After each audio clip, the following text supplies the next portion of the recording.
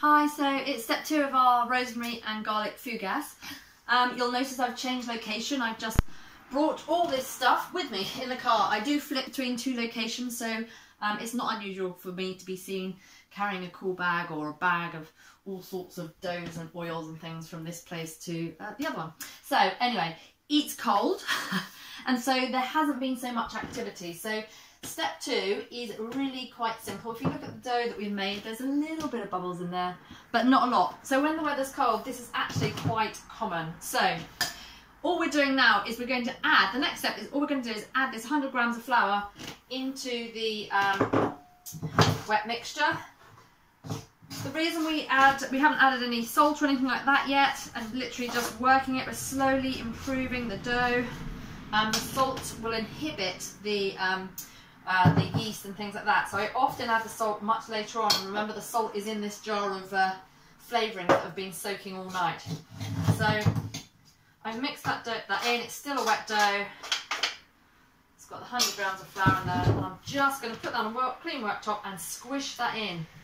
And then what I'm going to do is I'm just going to let that rise for about an hour. I'm not going to go too mad. It's sourdough. It doesn't need too much working. You can just roll it in like this.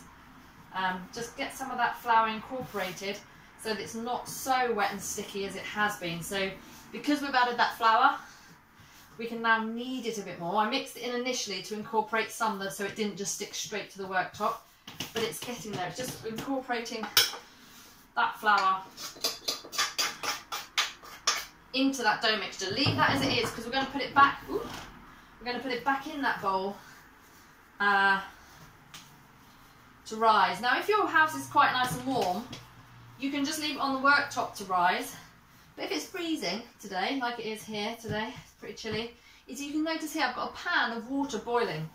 And what I'm going to do is I've got the oven off, and I'm going to put that pan of water in the oven with the oven off, with the dough in a separate on a separate shelf, and that warmth is just going to give it some activity. So it's like a proving. I do exactly the same for proving, so we'll be doing that in a little while.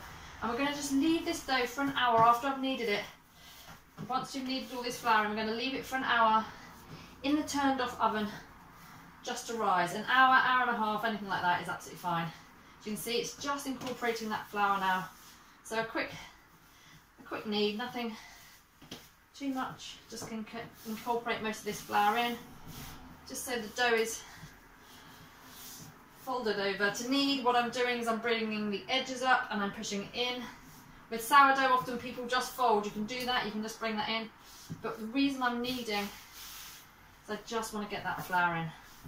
Tighten it up a little bit, toughens the, kneading it like that just causes a nice tighter dough, which then gives it, breaks the gluten down, gives it that elasticity. So that's pretty much incorporated now. I'm not going to do anything too much. My bowl is still floury. It's going back in there. I'm going to pop this over the top. It's going in the turned off oven along with on the higher shelf, and I'm going to show you in a minute. And this is boiling. I'm turning it off now. It's a pan of boiling water with the lid on, and that is just going to give that oven some warmth. Here we go. Whoop. That's going to give this oven some warmth. There we are. The pan is under here with the lid on. The oven is turned off. The dough is just there. It just gives it a nice warm place to sit for an hour, hour and a half, doesn't really matter. And then we're going to come back and add in the remaining ingredients. And there we go. See you soon. Just an hour and a half, something like that.